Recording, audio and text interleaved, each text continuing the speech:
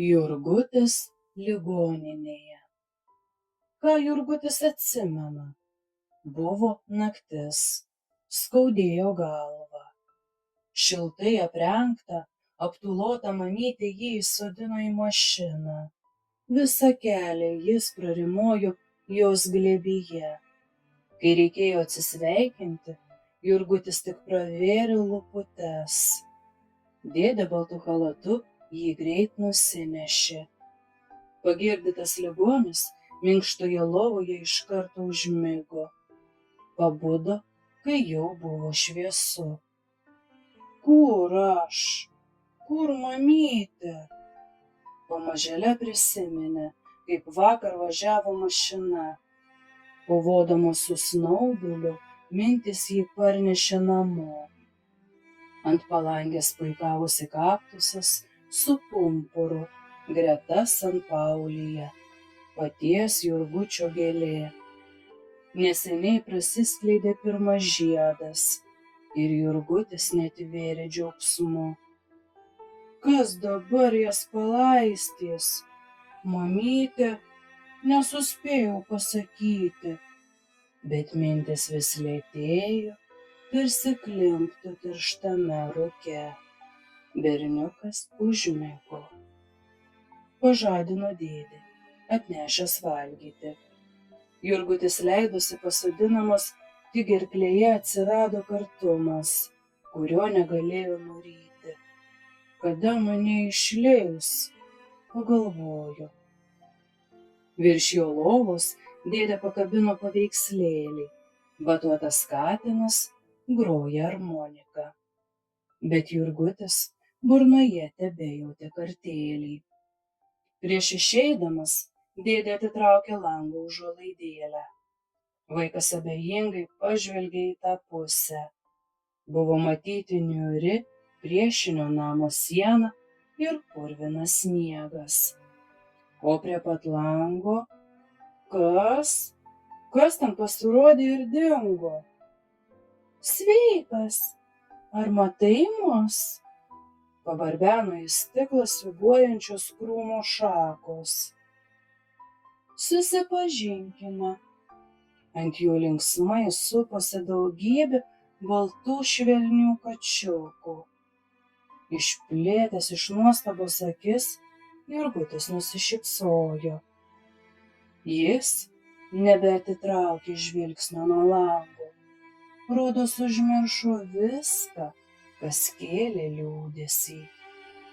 Būsime čia, kol tu pasveiksi. Pavalgyk. Gerai, Jurgutis valgys. Netrukus lėkštutė ir puodukas ištuštėjo. O kai atėjo gydytojas, Jurgutis vis žvilgtelėdamas pro langą įrodė draugui, kad moka būti kantrus ir klusnus. Puiku, greit pasveiksi, pagyrė gydytojas. Dabar berniukas kiekvieną rytą laukdavo, kad kas atitrauktų užuolaidėlę ir jis galėtų pasimatyti su žilvičio krūmu. Žinai, kai ateis vasara, mes pamatysime gėlių karnavalą, pasakojo jam šakos, išraiškingai siūbuodamos į visas puses. O aš vasarą važinėsiuosi dviračiu. Mamytė man žadėjo nupirkti, kuždėjo Jurgutis. Kai dangus apniukdavo, krūmas tyliai prisipažindavo. Liūdna be saulės. O man be tėvelio ir mamytės, atsiliepdavo iš lovos Jurgutis. Tik vėtrai pakilus, jie nesišnekėdavo. Kokios jos lanksčios, stebėdamasis džiaugdavosi mažasis ligonėlis. Vieną dieną gydytojas paėmė Jurgutį už parankės. Na, pasivaikščiokime. Jie išėjo į koridorių, paskui į laiptinę ir užlipo į kitą aukštą. Prie naujos palatos durų laukė tie patys ligoninės dėdės. Dabar, Jurguti, pagyvensi naujoje vietoje, gerai? O paskui namo. Bet oi, kaip ilgai dar reikėjo išbūti toje naujoje palatoje.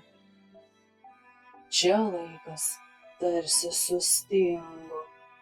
Kiekviena nauja diena niekuo nesiskyrė nuo praėjusios. Tik vienas Jurgutis žinojo, ko jam čia trūksta. Jurguti, jau pienė žydi, sykį pasakė gydytojas, stebėdamas smulkų veidelį.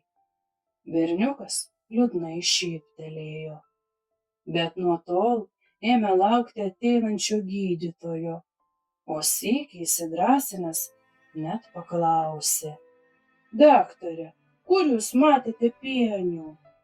Nagi visur ir prie krūmų po langais.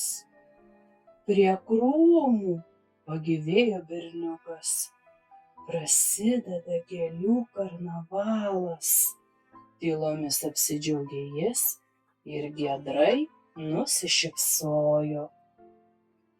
Vaikas sveiksta, pagalvojo gydytojas. Praėjo dar kelios dienos. Temperatūra nebekilo. Jurguti, ar nori namo? Paklausė vieną rytą gydytojas. Mamytė jau laukia už durų. Mamytė? Namo? Jurgučiui iš džiaugsmo užkando žadą. Pagaliau! Saulė švietė aukštai danguje. Ant kelio gulė trumpi šešėliai. O medžiai, o krūmai.